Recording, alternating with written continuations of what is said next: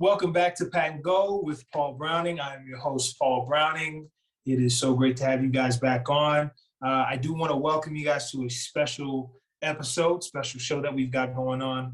Thank you to Omnicron or Marion or whatever the variant that's currently going on. I forget how to pronounce it, but it's got a couple of the guys and a couple of guys sick.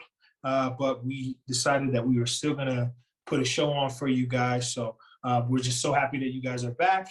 And if you're watching on YouTube, make sure that you like and subscribe to KPPF Radio 1040, but also to Pat and Go with Paul Browning on YouTube. Like and subscribe there. You guys will be able to catch up on all the past interviews. We've got some really cool interviews and also past episodes to probably try to backtrack and see how good we did and how well we fared with the NFL season and our predictions. With that being said, this has been a super crazy week leading up to Super Wildcard Sunday, which is the first Super Wildcard Sunday that we're currently going to have this year, where we have a Monday night game. But there was so much that happened. With all that being said, I do want to get into the high point. So you guys know when we get into the high point, we got to give out the game balls and have some reactions to that week 18. So I think the first guy came to mind, he's a stud, absolute stud wide receiver, and he has the most receiving yards of, I think he's the only actually receiver to have over 3,000 yards receiving in his first two seasons. And that's Justin Jefferson, with wide receiver with the Minnesota Vikings. They had a big win against the Chicago Bears, and 5 catches, 100 yards, and 1 touchdown. Just absolutely balled out. So game ball is going to go to Justin Jefferson. But also we had one of the most craziest games that we've seen in years, at least in my opinion, when it comes to what was at stake, and then also just the overall game. And I'm talking about that Sunday night primetime game that we've seen with the Chargers taking on the Raiders to see who would lock up a spot, win or go home. It just ended up becoming that first playoff game that we were able to see. Mike Williams, all right, this is a wide receiver for the Los Angeles Chargers. He had 9 catches, 119 yards, and a touchdown. Absolutely just went nuts, including that game-tying touchdown to send the game into overtime with no time left in regulation. I think we'll talk a little bit more about that game, but I think Mike Williams definitely deserved a game ball. And on top of that, another guy from that game, I don't think the Raiders win that game without Josh Jacobs, the running back for the Raiders. He went for 26 carries, 126 yards, and 2 touchdowns, including picking up that final first down and putting the team in position to kick that game-winning field goal. So to start off the high point there, with obviously giving out those game balls, but when it came to reaction to that game, one question that I had to ask myself was, where does this game rank when it comes to the greatest NFL games? When you look at how the stage was set, right? You've got the playoffs the following week. This is the first year that we go 18 weeks, the most weeks we've ever seen in an NFL season. Probably also one of the greatest NFL seasons, in my opinion, that we've seen in the past few years. When it came to competition, and really everybody was alive up until that last week. Now, for everything to be stacked up, you get 2 division rivals last week of the season to play each other for that last playoff spot. Prior to those 2 teams playing, you get the Steelers coming in and knocking off the Baltimore Ravens in a shootout game that also went into overtime, and there was a field goal kick that was able to win the game for the Steelers. But you have the Steelers being able to get themselves basically punching a ticket only if there's no tie between the Raiders and the Chargers. And what happens in the Raiders-Chargers game? You get the Chargers down 15 in the fourth quarter with about 4 minutes left. They end up driving the ball down the field, scoring a touchdown, the odd decision of the Chargers head coach to want to go for it, to go for 2, versus kicking the field goal, giving yourself a shot to get the ball back, and then going for 2 on the next time you score, which is something that would be a little bit more accepted, if you may. So the Chargers do end up getting the 2-point conversion thanks to Austin Eckler. Big shout out to him, Western Colorado alum.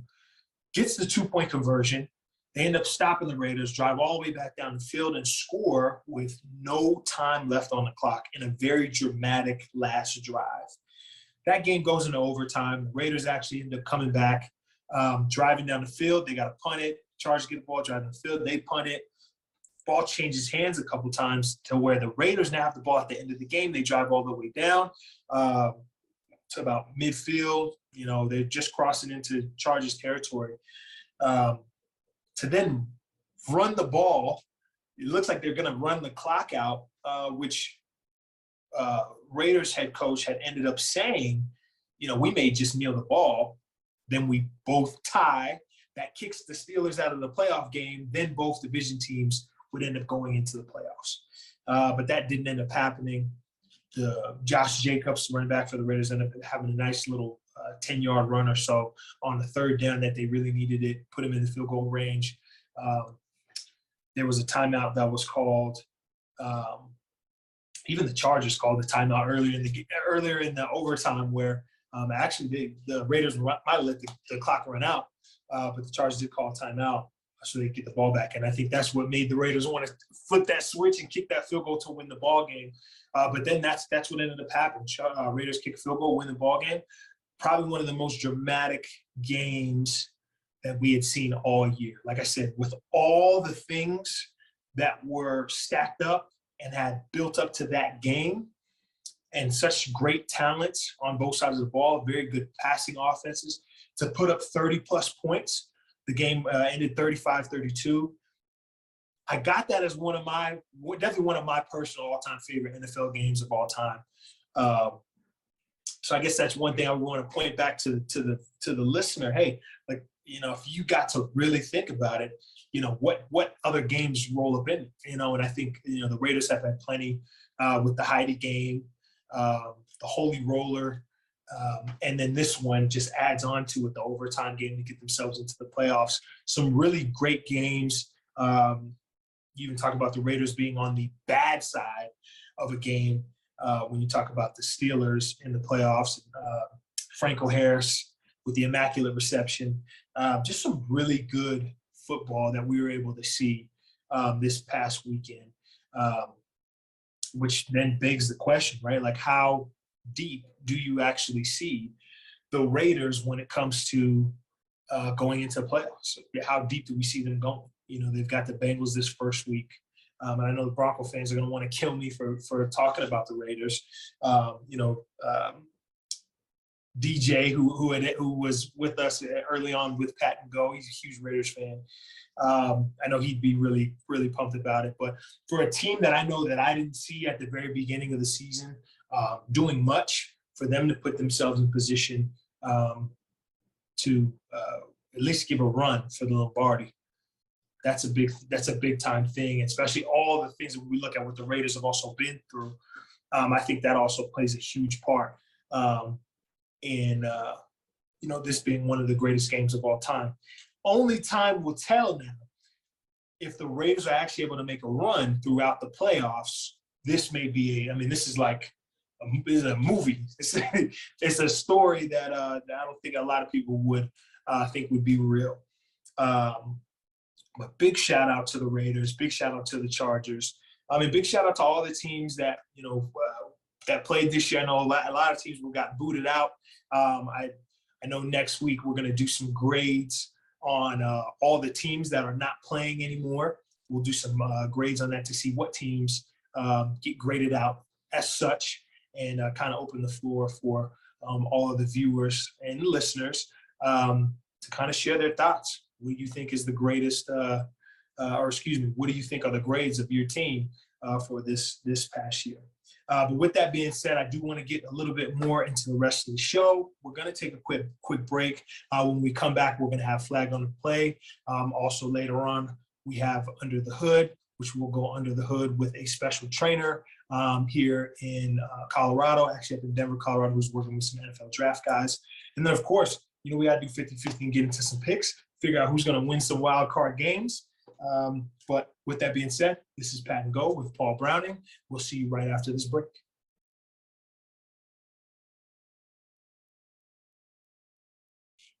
Welcome back to Pat and Go with Paul Browning. I'm your host, Paul Browning. We're missing my guys, Guy Girtin, Mike Lewis. They're out. We're missing the whole production staff, really. I mean, we're doing the show from home today. But we know we wanted to give the viewers, give the listeners that weekly touch of football. We've got Super Wild Card weekend coming up this week. A lot of great games.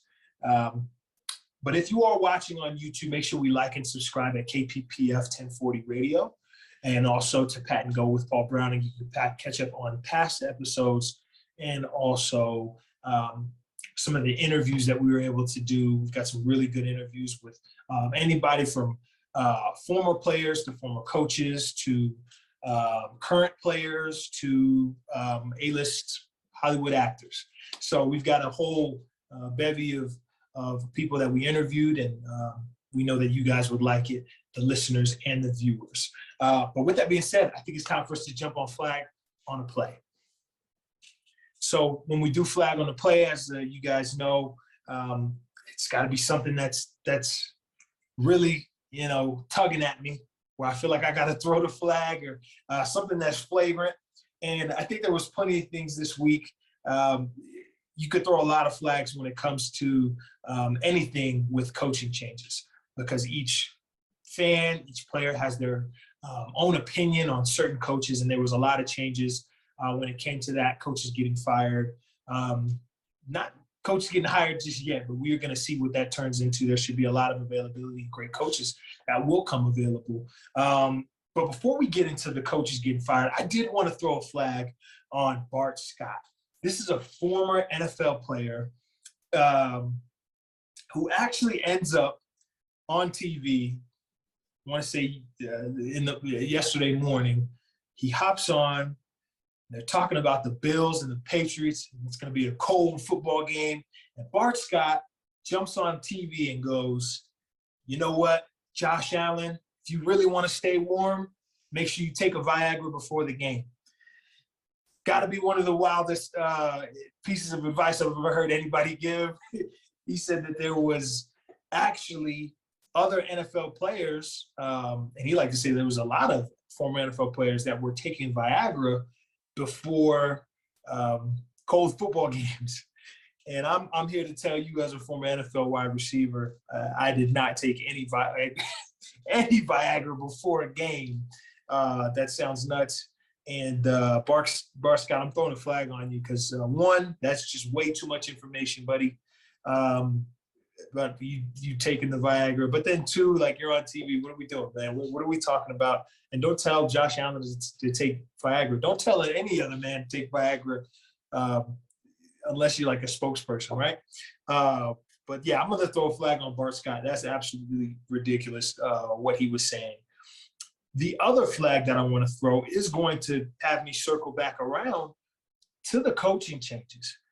The Dolphins, the Miami Dolphins, they are in the hot seat with a lot of people. I mean, you could go on Twitter, you can go on any type of social media, you could turn on your TV, and you're going to hear about the Dolphins firing head coach Brian Flores.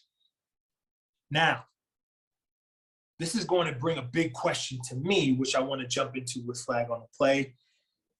What does this mean?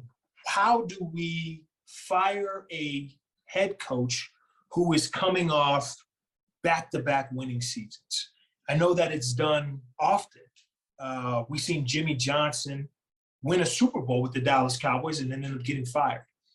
Now, I think that's definitely has something to do with the coach ownership relationship.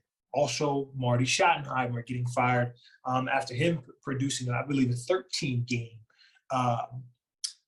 winning season. So you look at Brian Flores, the Dolphins start out an abysmal 1-7. All right, they are looking trash. You might have thought the Detroit Lions were better than they were. But no, at a 1-7 start, there was a lot of things that you were thinking were going wrong with the Dolphins. At one point, they put in a bid for Deshaun Watson. Obviously, Deshaun Watson is the star quarterback for the Houston Texans, who is currently not playing. He didn't play a snap this year because he is facing some civil charges for, I believe, sexual harassment, sexual assault. So he has not played it down. But the Dolphins did put in a bid and tried to trade for him right before the deadline, which had us throw a flag here at Pat and Go on the Paul Browning Show, had us throw a flag because you've got a quarterback in Tua Tagovailoa that, you know, you're brushing off to the wayside, you know. And I know that was also something that probably had a little bit to do with this firing as well. Tua Tagovailoa and Brian Flores did not have the greatest of relationships. Hence to why, at the end of the day, the Dolphins said that they fired Brian Flores for communication and collaboration issues. Communication and collaboration issues. That is something that I do believe in. However, with a team coming off a 24-25 3-year record from Brian Flores, he has done his job in 3 years. They had a losing record, I believe 5-11 that first year. They went 10-6 last year, and then they finished 9-8 this year. Like I said, after starting at 1-7, that says a lot about that team, says a lot about the character of the team, says a lot about the coaching. Now, there was also a report that plenty of players that were sick. They said that they were sick, not literally, but figuratively sick, that Brian Flores had ended up being fired. But maybe one player who didn't feel that way was Tua Tagovailoa, where actually before, and also reports come out that Tua had said that, or somebody said that Brian Flores and Tua Tagovailoa ended up having a screaming match where there was plenty of F-bombs thrown around at each other, where Brian Flores was quoted as, Tua Tagovailoa needs to play effing better, and they need better quarterback play. And also, it was said that Brian Flores had ended up saying that the Dolphins should have drafted Mac Jones. So there's a lot of things that are going into this firing of Brian Flores when it comes to what could have been said off the field, what could have not been said off the field. But one thing that sticks with me is where he took this team. This was a team that was not playing very well, and he turned it around. He drafted a lot of the guys that are in there making plays. He made those player movements to get the guys in the door for them to become a winning football team. And I think the past 2 years does show that back-to-back winning seasons, which then begs the question for me, is there a problem with the NFL and black head coaches? You look at some of the things that have been circulating through the media ever since the Brian Flores firing, the Houston Texans head coach, who's also a black head coach, was fired, leaving Mike Tomlin as the only active black coach in the NFL currently. Now that does raise an eyebrow, I think, but I think there's also some people who are not as surprised. This does seem like something that the NFL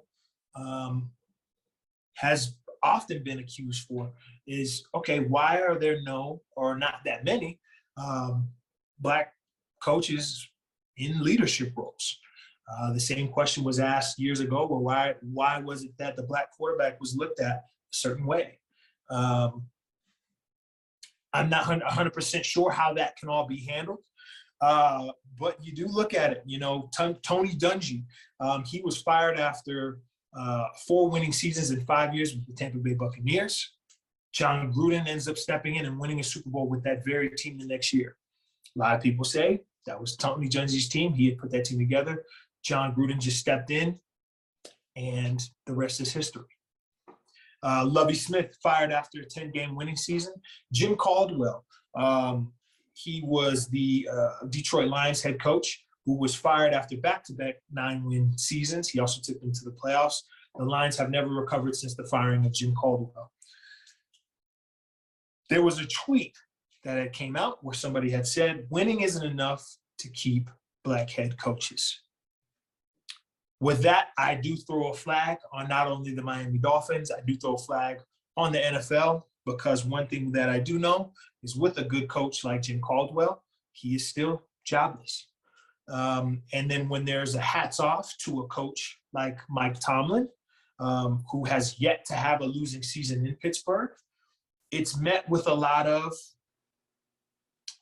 backlash, I guess, when it comes to certain people and certain media outlets, and also, the talking heads on social media who say, Tomlin is not that good. He's just had a whole bunch of talent. He's been riding the coattails of Ben Roethlisberger. He's been riding the coattails of a lot of other coaches.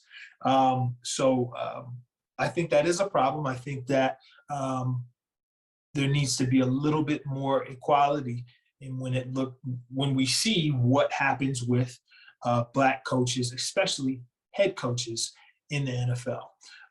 I look to see Brian Flores get hired pretty soon. He was an excellent coach, and it shouldn't take him no time to get a job. But then again, Jim Caldwell is still not coaching. Lovie Smith is not coaching. Obviously, Tony Dungy has retired, but we do have those issues. And I would love to see Eric Bieniemy, the offensive coordinator for the Kansas City Chiefs, get himself a head coaching job, maybe even here in Denver. But not 100% sure where that's going to take some of these teams, but there are some vacancies, so we'll see what happens there. That's going to wrap it up for Flag on the Play. When we come back, we're going to get into Under the Hood with Augustine Agyei, or Augie, and he is a trainer at Landow Performance. We'll get into that with him. And we're going to talk a little bit about the NFL Draft and Landow Performance. Stay tuned. This is Pat and Go with Paul Brown.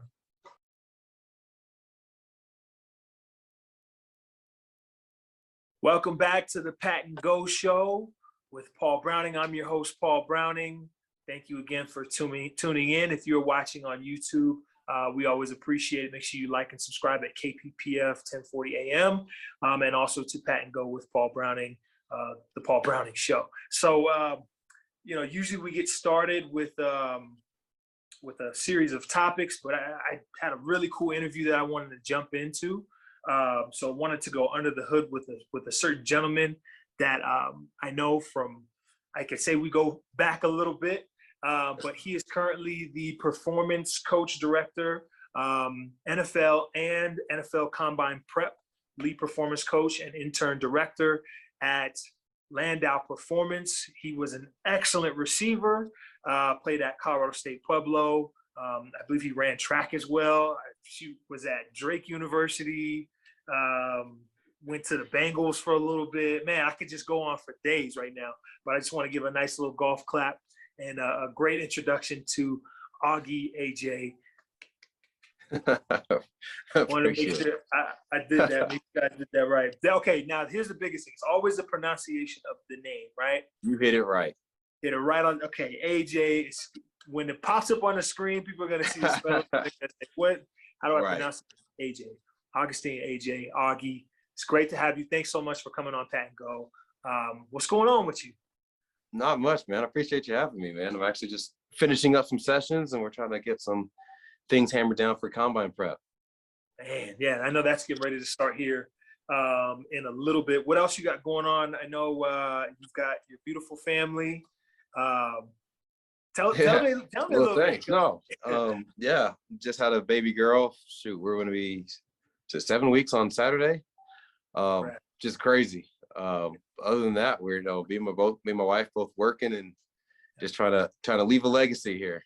Man, I'm so happy to hear that, and congratulations again for that. And I know that you're gonna do great. You're a leader of men, so I know that you're gonna appreciate to shine in that aspect. Now, you've seen so much talent come through Landow Performance, and I know you played a huge role in player development. What does it mean for you to have such an impact on pro player preparation for the season? You know, it's cool in the sense that it's the relationship that you build. You know, I'm fortunate that, you know, when I was coming out of Pueblo, meeting Landow, you know, he's one of my biggest mentors.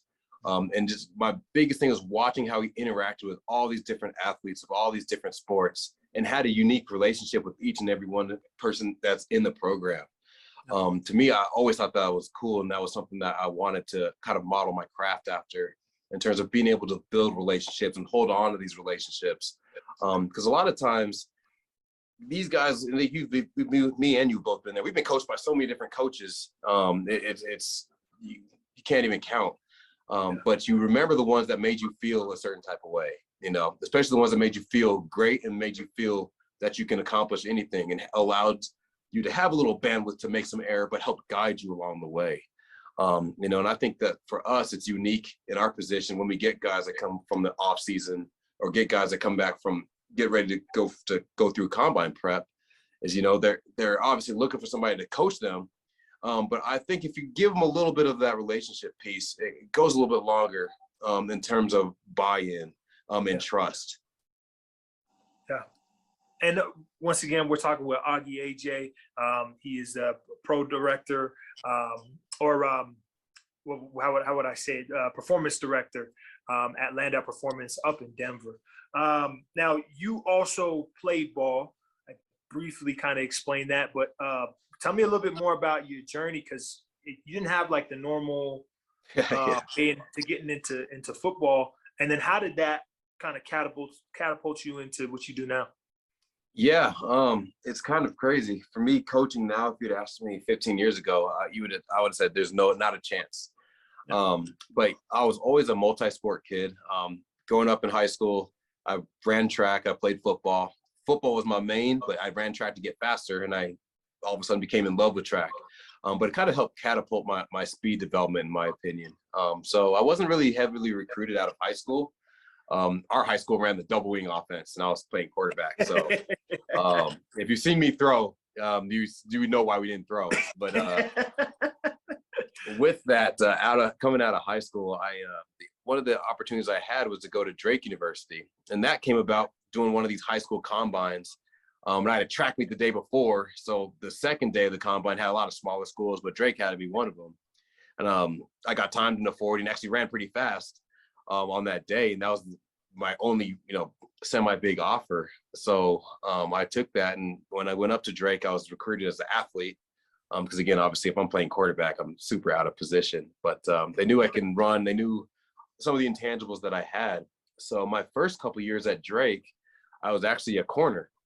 Yeah. It wasn't until spring ball of my redshirt freshman year, that the head coach was like, we need to give him the ball a little bit.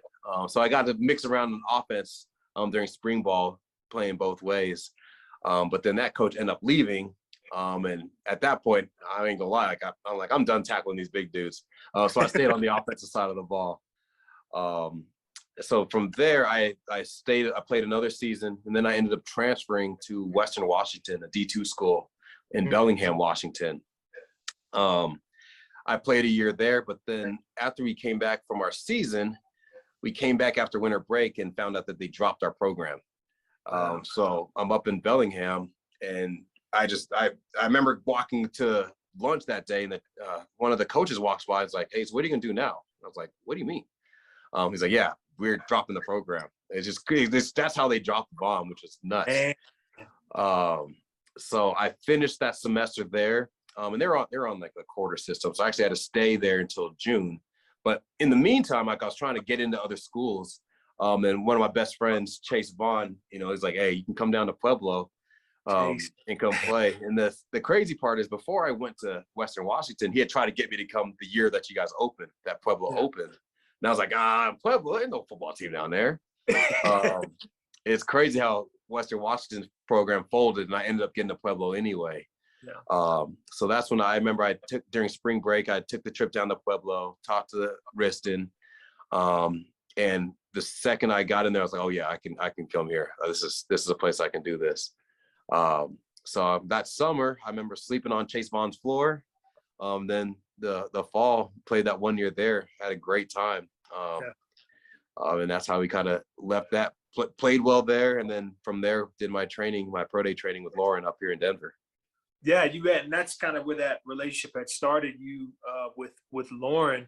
I think it's also super interesting that you have, like you said, the background in so many different other sports. Right. And I can see how that totally plays a part. Even though you work with a lot of football guys, it really does play a part into all type of training, all type of different movements. I know there's a lot of people who are like, oh, I just want to do football year round. I want to do this. I want to do this. And it's like, well, sometimes you might want to add a little bit more to the repertoire. Yeah, no, I mean, and it's year after year, the studies come out. You know, you look at the NFL draft, I think it was the last year, over 80% of the guys in the first round did another sport. You know, it's continually showing us the proof, but, you know, it's just keep on educating, especially our youth, man. So with that being said, because you were able to get yourself into NFL camp and get yourself with, you know, at least in the door. Obviously, you had a great 40. You ran fast. You tested out. Your numbers are crazy.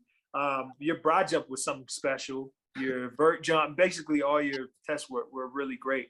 But even with the 40 being the most talked about evaluation, would you say that there's other things that may make a player a great prospect? Yeah, I think consistency. Yeah. We live in a time where everybody's grinding. We're trying to grind. How many hours can I spend in the gym? And to me, you know, what I'm trying to echo to a lot of our athletes is consistency is the hardest thing that you can do. And it's all about doing what you're supposed to do, when you're supposed to do it, how you're supposed to do it, every time you're supposed to do it. Like, that is hard enough. If you can answer those 4 questions, then you're going to be all right. You don't have to spend 18 hours doing a craft if it's nonsense. Yeah. Do it consistently, do it the way it's supposed to be done, how you're supposed to do it, the way you say you're going to do it. You keep doing that every time. That's what's going to set you apart, you know. And I it's funny because I found that lesson out in college, because I'm always a guy that works hard. That's one thing that's just kind of how I'm wired. I remember when I was during track season, we had a couple of guys that would go out all night. And I've had on my football team too. Go out all night, do whatever they're doing, and come back and ball out. I'm like, what? Well, this doesn't make any sense. You know, it's like a part of me, like, it kills me inside to see someone like, why are they successful? I'm like, well, they're good at what they do. Yeah. You know, sometimes people separate that from, they don't separate that from the work. If you're really good at doing a skill, sometimes a lot of this other fluff doesn't matter. Right. So let's take out the fluff and let's work on the skill itself and execute when you're supposed to.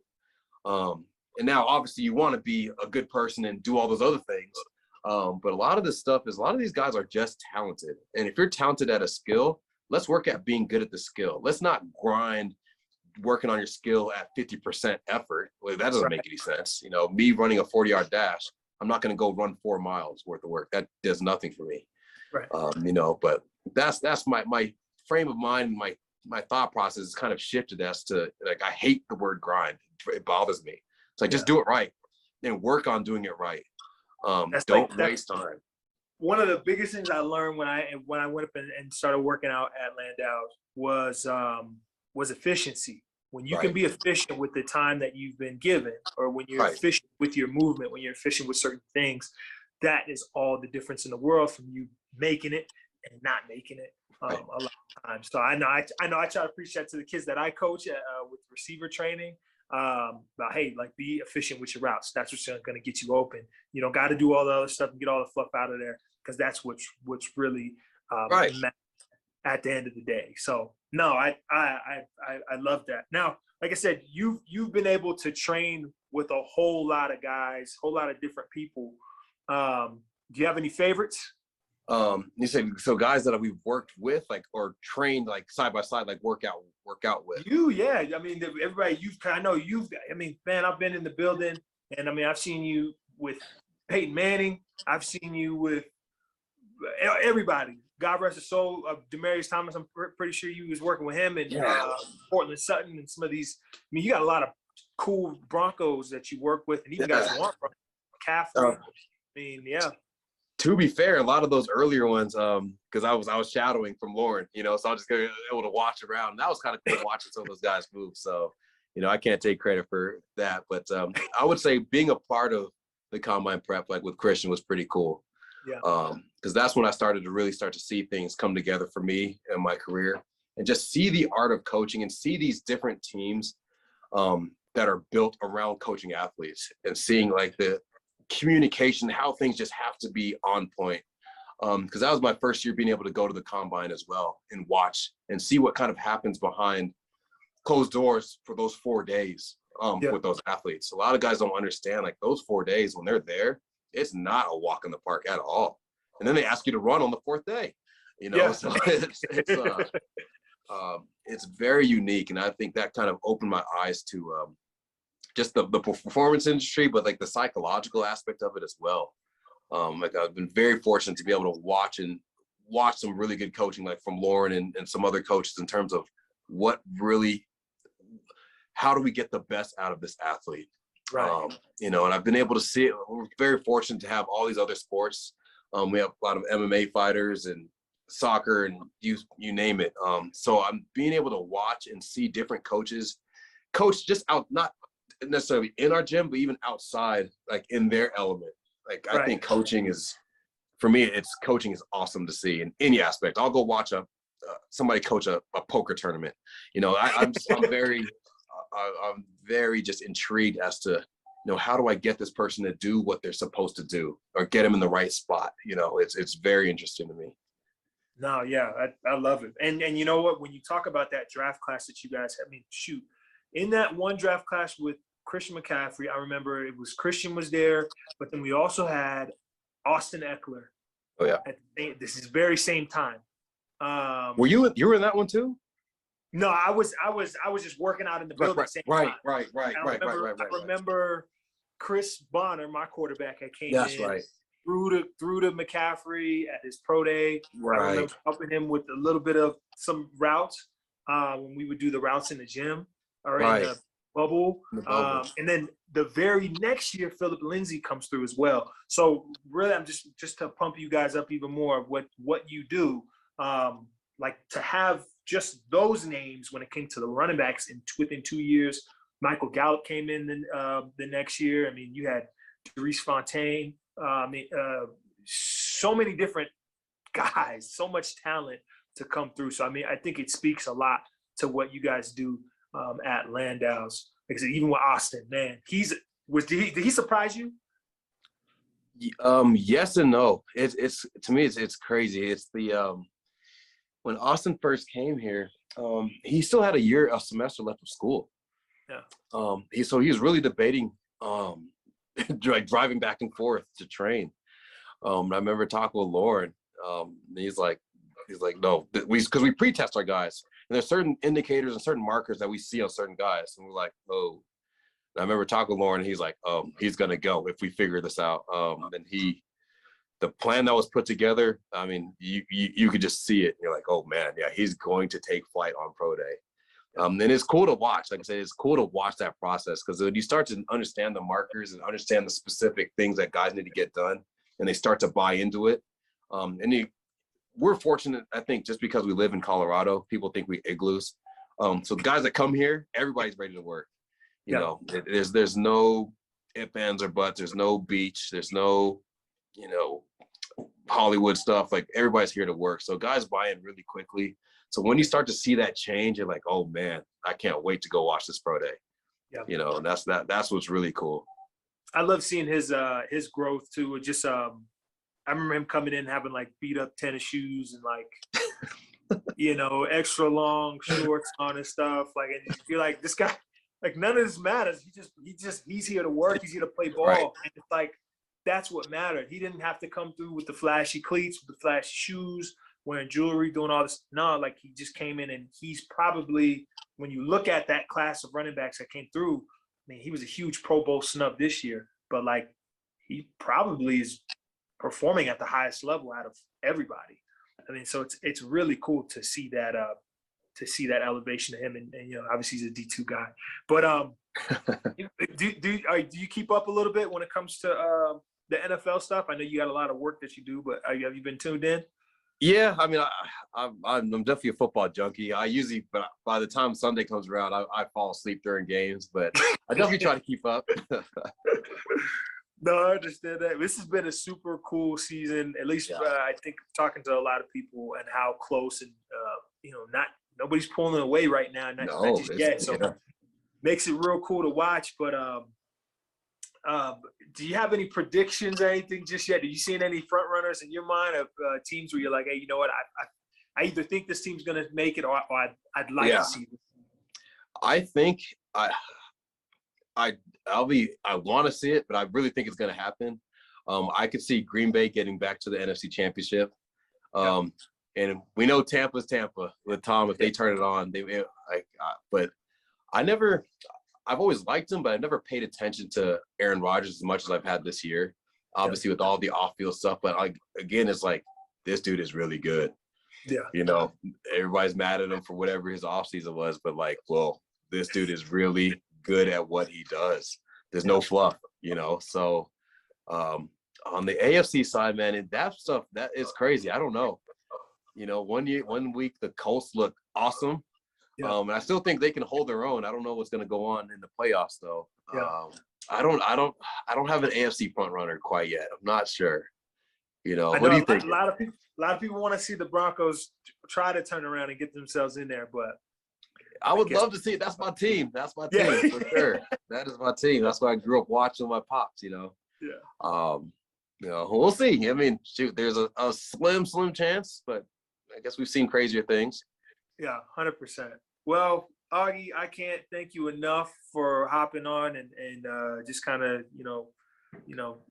just talking, and talking football and anytime. Talking work. Yeah, definitely talking efficiency. And I think that's something that we can at least always echo and get into, especially when it comes to the parents and also the kids who may be watching the show. Of what does it take to get to the next level? What does it take to get yourself ready for compound prep? I know that starts up for you guys this next week. But I wish you nothing but the best. I hope you have a bunch of really great recruits who come by and get themselves into the NFL. So I just wish blessings on to you and your family. So thank you so much for having us. Definitely. It's great to see you doing your thing, man. It's life's a beautiful thing. I love watching it, man. Thank you. I really do appreciate you. So, I guess hang around for a little bit. Especially for those who are still watching on YouTube. Thank you so much. Make sure you were liking and subscribing on KPPF 1040 AM radio. This is Pat and Go Show with Paul Browning. Talk to you in a second.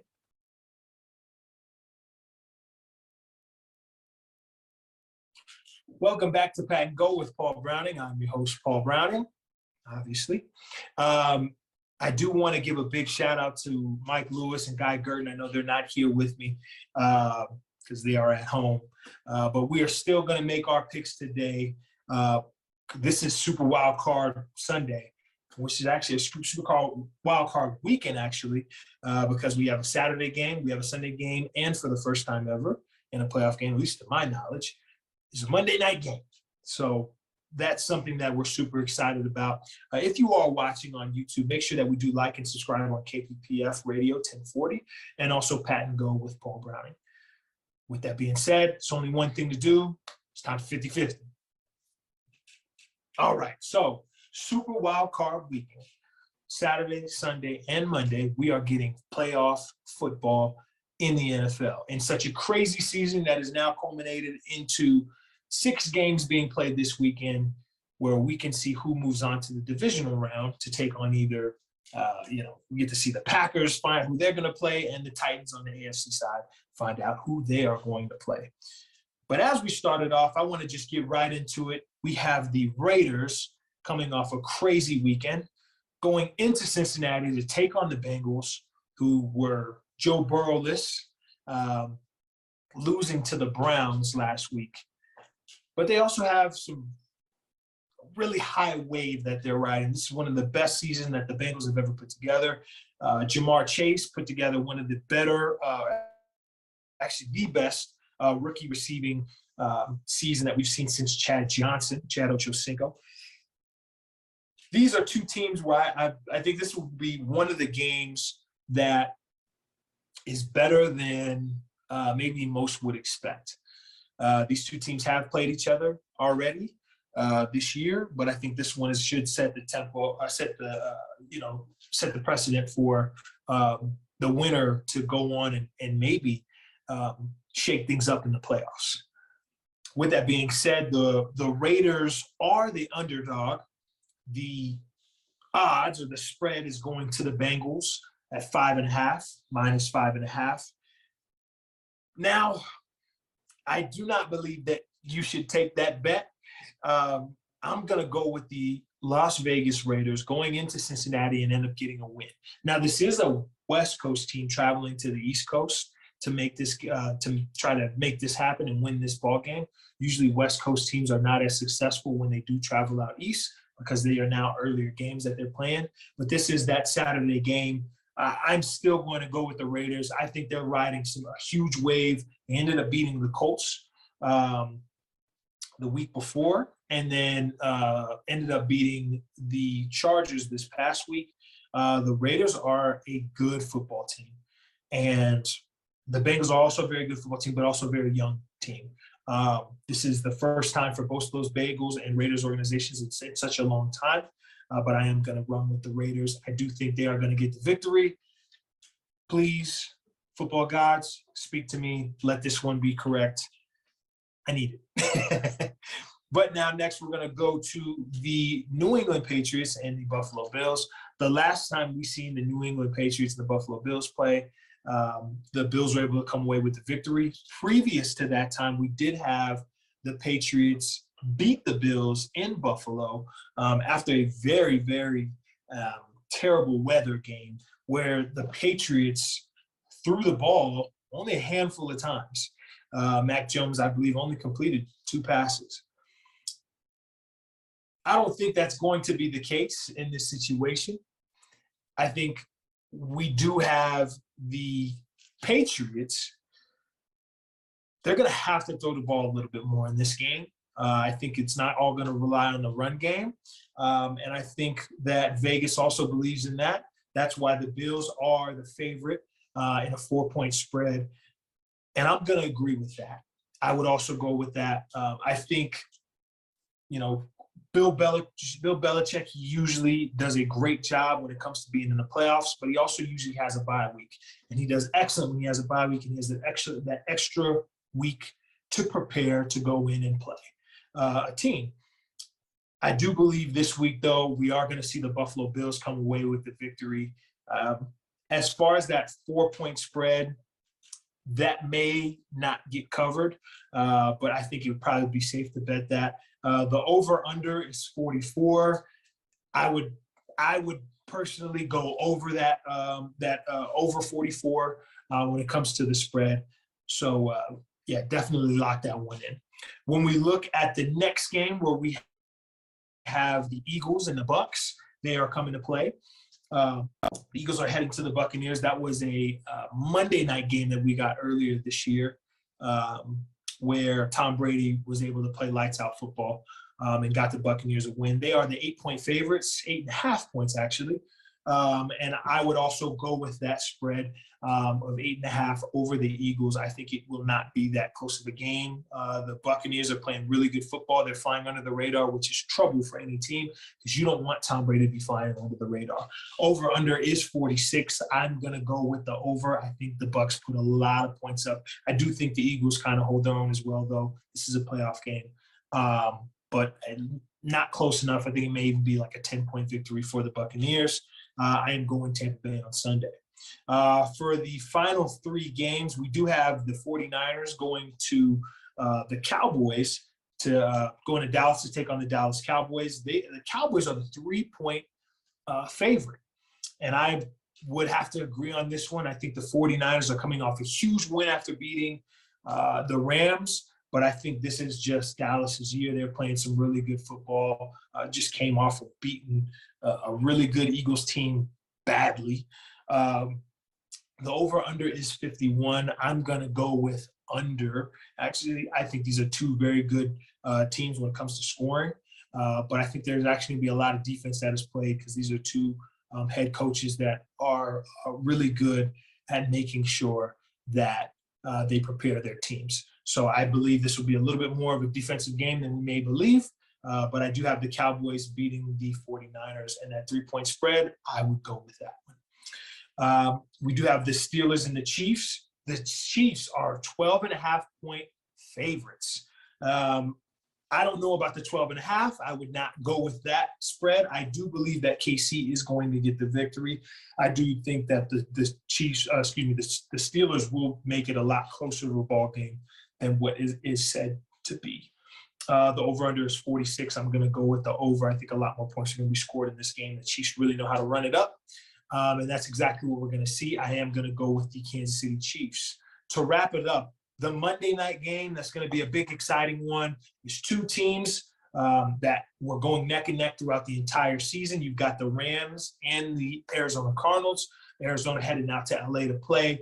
Rams coming off a really tough loss, but they've been playing well the past 3 weeks. This, I believe, is the Rams' chance to get that victory. Vegas also believes that, as the Rams are 4-point favorites. I think you're going to get a big game from Matthew Stafford. You're going to get a big game from Cooper Kupp. The Cards are coming off just a tough few weeks, and them dropping out from being that top team in the NFC. I am going to lock in the Rams on this one. As for the over-under, it is 49.5. I'm going to go with the over. So football guys, if you're there for me, I need you to speak for me and make this one happen, especially for those who are betting. I wish nothing but the best for you guys, but I do believe that the Rams are going to come away, and we're going to see some really good football from here on out in the playoffs.